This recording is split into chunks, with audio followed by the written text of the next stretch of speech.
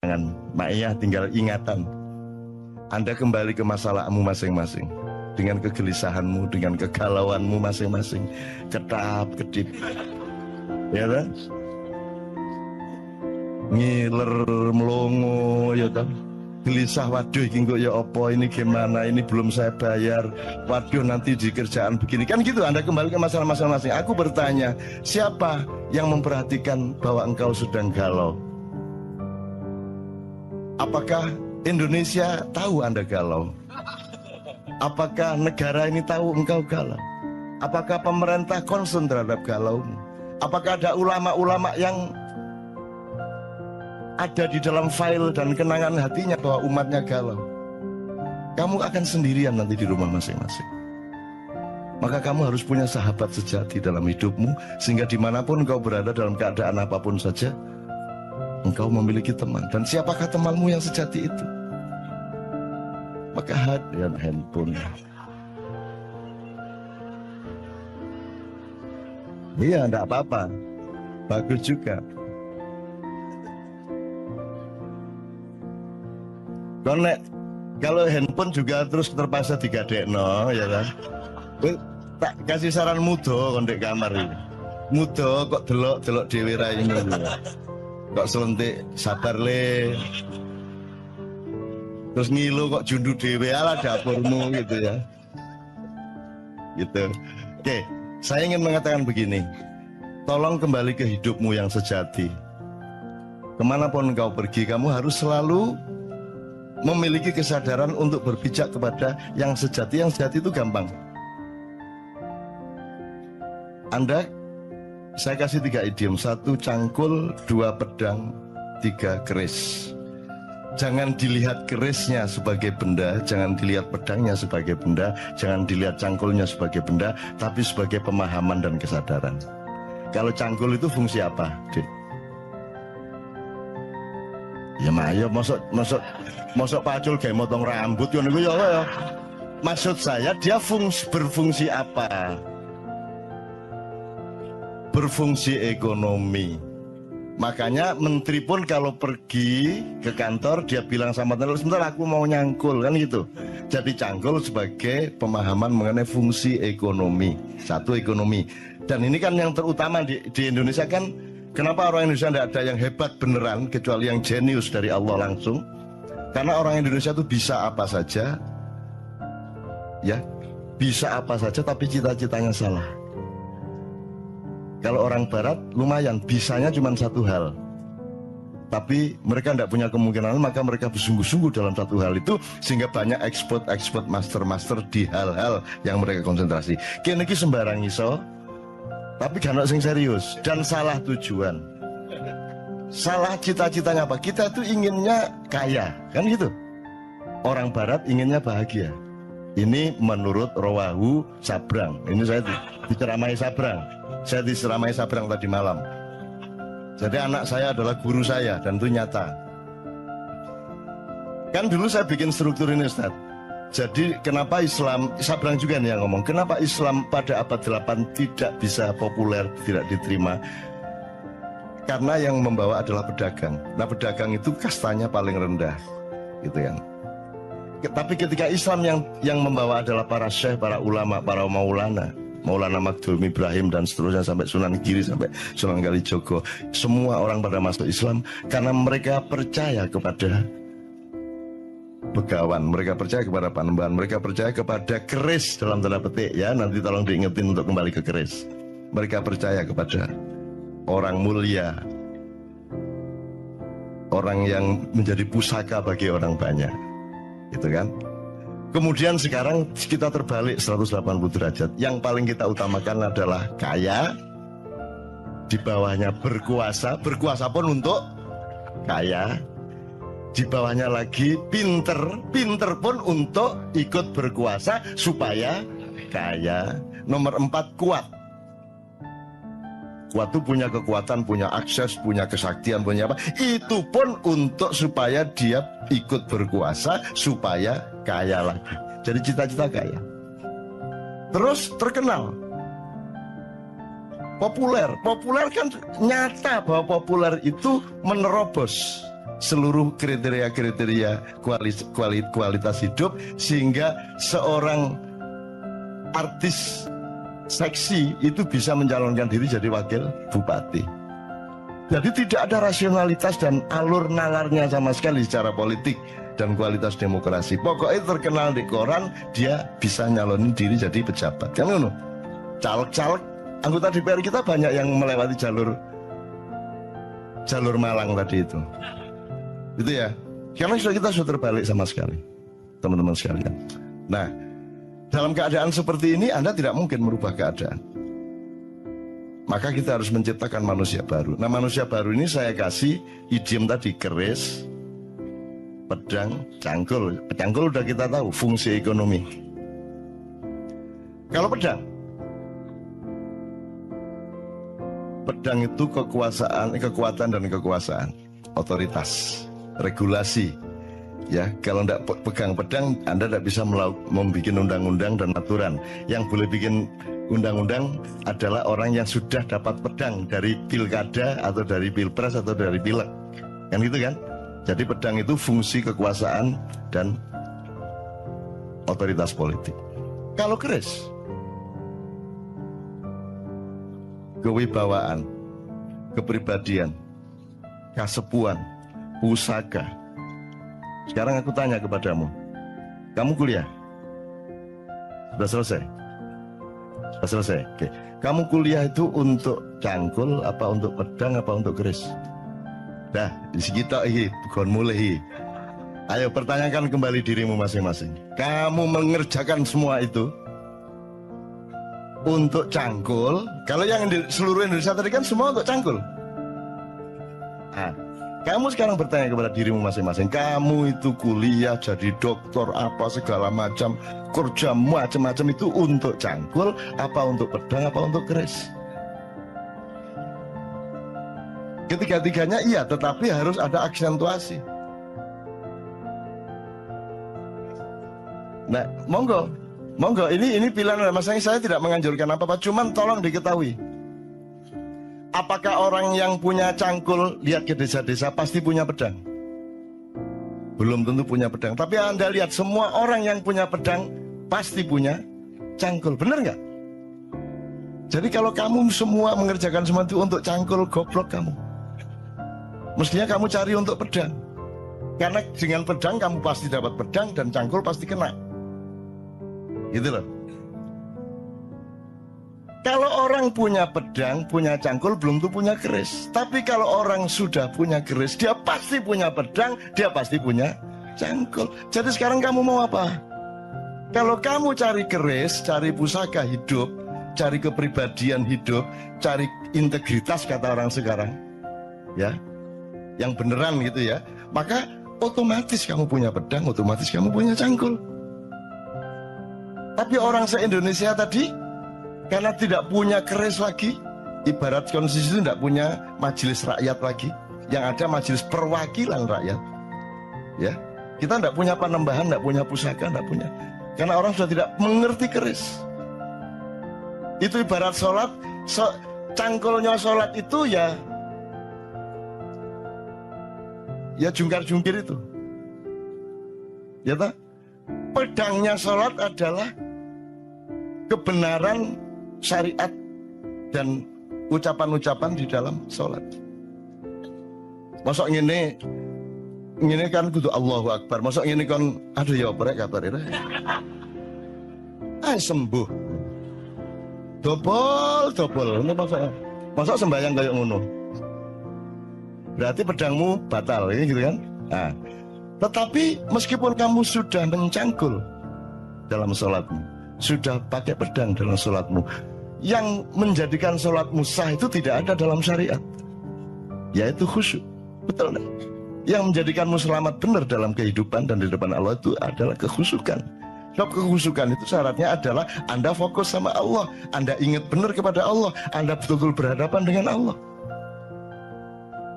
Sekarang kamu coba bayangin kamu yang jadi Allah.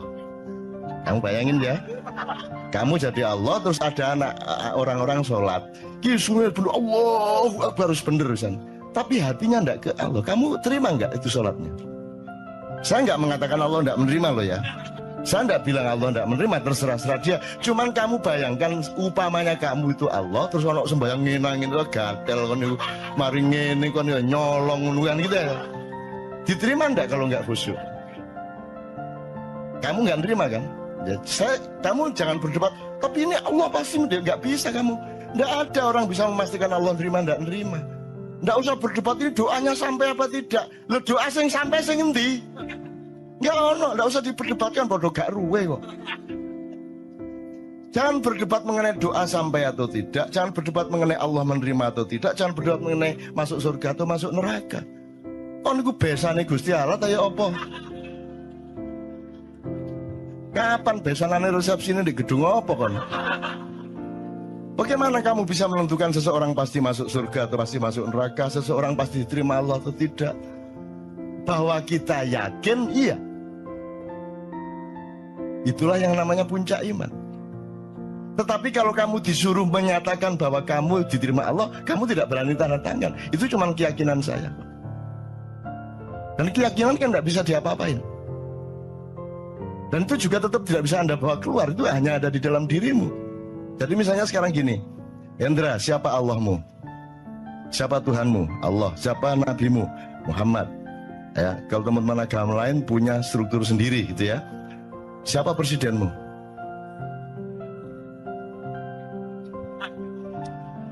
Upamanya ya. Jadi gini teman sekalian. Kalau Allah, kamu dapat resiko besar dan tidak mungkin kamu akui. Nabi Muhammad juga begitu. Karena ada alasan rasional, bukan soal korps, bukan soal golongan. Ada asbabun nuzulnya, ada mantiknya, ada semuanya. Tapi kalau selain yang dua itu boleh enggak kamu enggak mengakui? Saiki ditegesno ndak awakmu iku. Jadi kamu sekarang ngakuin enggak yang selain dua tadi itu? Boleh enggak sekarang kamu enggak ngakui? Nah, ya sudah enak toh. Kan boleh kamu enggak mengakui. Tapi juga enggak usah terlalu pusing juga. Kata aku nih kan. Nah itu repot. Kata di TV kata aku nih dapurmu kan gitu kan. Kan gitu kan. Kalau dia pas lewat kita kepergok, ya saya nggak akan memperlakukan dia sebagai presiden. Kan begitu. Ya aku liwat sakarepku. Masih ono tuet aku liwat sakarepku kata lapo kan. Aku urip dikai Gusti Allah kok. Mau saya ngabekti karo sing wong kabeh ono pantes-pantese kan. Kabeh iki nek gak apik ya pinter, nek gak pinter ya pantes ngono lho. Iki gak kabeh iki apa iki? Ya bojoku gak pinter gak apa-apa angger ayu, ngono ta? Gak ayu gak apa-apa angger ngabekti kan iki gak kabeh. Ya apa pinter gak ngabekti gak ayu gak. Ya apa? Maka bal huwa yakun. Nah sekarang teman-teman sekalian, kalau ada mutiara di luar dirimu, kamu harus bersyukur kepada Allah. Kalau ada orang yang mengingatkan kamu kepada bahwa dalam hidup ini Allah bikin macam-macam, kadarnya macam-macam. Nabi aja beda-beda kok. Masuk Nabi podo kabeh, terus nanti di surga haknya sama. Ya beda. Ada yang kekasihnya Allah, ada yang sahabat karibnya Allah, ada yang juru bicaranya Allah, ada yang sembelihannya Allah. Kan gitu. Ismail sembilannya Allah. Terus rumah kamu juga enggak ngerasain deh jadi Ibrahim. Bayangin kamu jadi Ibrahim, disuruh Allah nyembelih anaknya, itu gimana rasanya coba? Kamu tenang-tenang aja. Terus kamu pikir Ibrahim enggak mencoba bereaksi gitu? Terus ya ikhlas ya Allah kan? Ya enggak lah. Jadi Ibrahim itu ya pergi ke hutan. Dia itu kan semua kan tidak untuk kepentingan Allah. Emang ada Allah punya kepentingan. Jadi kalau Allah menyuruhmu sesuatu, itu kan untukmu, untuk melindungimu, untuk pemahamanmu, bukan untuk dia. Gak padaan Gusti Allah kon gak sembahyang. Jadi itu untuk supaya ada, karena umatnya Nabi Ibrahim itu orang yang sudah terlanjur menyembah Tuhan yang sebelumnya, kepercayaan yang sebelumnya, yang apa namanya, tradisinya berbeda dengan yang ditawarkan oleh Nabi Ibrahim. Nah, untuk merubah tradisi dan meyakinkan mereka kepada tradisi baru itu harus ada praktek ikhlas membunuh anak itu. Jadi Nabi Ibrahim yo jane gak kuat rek, matane ngaplok arek gak kuat ya. Jadi dia nang alas naik gunung sama Ismail sama bawa kambing. Tuh, nanti wis melayu. Akhirnya dia sembelih kambingnya, terus dia turun membawa kambing. Ini loh kalau Allahku, katanya, kata Ibrahim kepada ini loh kalau Allahku menyuruh sesuatu itu bukan karena kejam kepada kita, bukan karena minta ditaati. Sesungguhnya semua perintahnya karena sayang kepada kita. Aku disuruh menyembelih anakku, tapi buktinya anakku tidak tersembelih, kambing malah dikasih oleh Allah. Ngono, kerja itu kolusi antara Allah sama Ibrahim. Terus tenang aja. Kamu nanti saya bukain macam-macam bantah semua nanti kamu. Mosok aja lu, kamu pikir Rasulullah aja manusia biasa kan? Saya semua itu kan enggak kok terus semua itu sudah hebat sejak awal ya enggak. Nabi Nuh aja istrinya dia enggak bisa dakwahi kok. Anaknya Nabi Nuh sendiri kafir kok. Kamu bisa bayangkan kalau seorang nabi istrinya sendiri tidak ikut suaminya, anak itu kan bayangin rumah tangganya bagaimana. Bayangin masyarakatnya bagaimana. Sekarang kita ini anak kita satu nakal aja udah pusing enggak karu-karuan kok. Bayangin ada nabi rasul lagi yang istrinya tidak taat, anaknya tidak taat. Kamu bisa bayangin keluarga ini gak sakinah kok.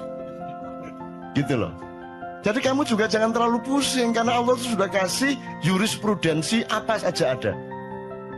Kalau kamu mengalami kesulitan apa-apa tinggal cari jurisprudensi apa. Wah ini cocok gigi Nabi Yunus sih Nabi Yunus sih cocoknya. Kalau kamu mengacu kepada contoh-contoh kejadian yang sudah Allah paparkan, kalau kamu menemukan itu selesai. Kamu akan mentertawakan dirimu gini kok galau gak masalah. Ini buahnya kalau saya buka Anda bingung nanti. Buahnya Rasulullah, misalnya Rasulullah pernah mengganjal perutnya dengan batu supaya tidak lapar. Orang nggak mikir ya Aisyah nggak ganjal batu tagak. Karena nggak pernah mikir tak. Mbok mestinya dilihat lah, kan mestinya serumah dong ganjel batu semua. Lah kamu nggak punya fakta bahwa Aisyah, jangan-jangan beliau lapar itu karena Aisyah lupa nawari makan. Loh, salah satu kemungkinannya loh ya. Mungkin Aisyah pas kurang care. Lah Rasulullah kan mau bilang Aisyah saya belum makan, tidak berani dia. Kan Rasulullah lembut sama istrinya, dia sangat hati-hati menjaga perasaan istrinya. Akhirnya mergo bojone gak nawan-nawani mangan ya wis tak ganjel watu ngono. Bingung kan tak ceritane akeh. Wes banyak bahan ngene-ngene kira. Iki tak buka didik ngono ya. Kan cegak teman-teman bingungmu lho ya. Ya teman-teman sekalian ya mohon maaf nih Ustaz kalau anak agak yang enggak dikit-dikit gitu. Ini bukan tujuannya bukan mau mengkritik Muhammad, mengkritik Ibrahim dan sebagainya. Tujuannya supaya Anda mengetahui betapa banyak paradoks dalam hidup yang Allah sengaja menciptakan dalam hidupmu. Sehingga kamu jangan kaget sama paradoks itu. Tapi kalau kamu berdialektika dengan cara berpikir ma'iyah yang siklikal, yang spiral, yang penuh tikungan, penuh lipatan, dan Anda terbiasa dengan itu, maka seluruh yang kamu alami itu nanti akan bisa dieliminir menjadi berkah, menjadi rasa syukur, akan semua menjadi baik bagi hidupmu. Gitu loh maksud saya. Itu contoh-contoh, bukan saya kok terus menafsirkan gini, enggak. Saya itu cuman orang di depan saya itu supaya lebih bisa menghandle hidupnya menjadi lebih mudah. Karena Allah itu Allah itu kan unik tuh. Inna ma'al usri yusra gitu kan.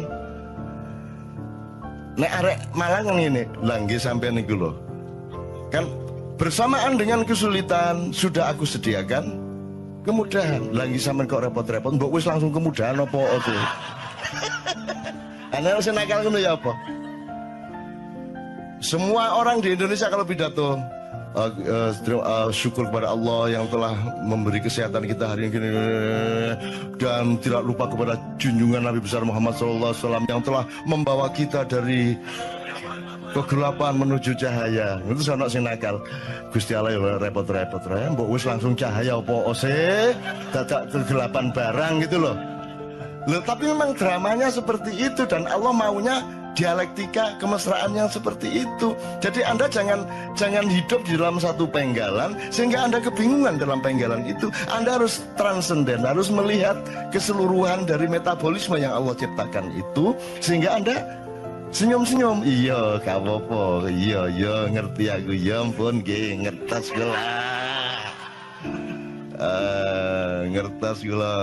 Nah, makanya kan kata rahasia, Ustaz ya, tolong dalam tasawuf, kata rahasia itu kan sangat mesra. Kalau sudah Allah ngomong sirrun, asrarun gitu ya, itu kan salah satu kemesraan itu karena kita punya rahasia, punya ketidaktahuan, punya kesulitan, punya kebingungan. Kalau kita nggak punya kesulitan, nggak enak. Makanya ya saya doakan mudah-mudahan Anda penuh kesulitan hidup Anda. Oke teman sekalian, alhamdulillah. Pokoknya pulang dari sini ingat ya, kamu harus masing-masing sendiri dan kamu harus menemukan. Oh enggak masalah, saya cari keris kok. Saya cari keris dan pasti pedangnya dapat, pasti cangkulnya dapat. Percaya itu, percaya.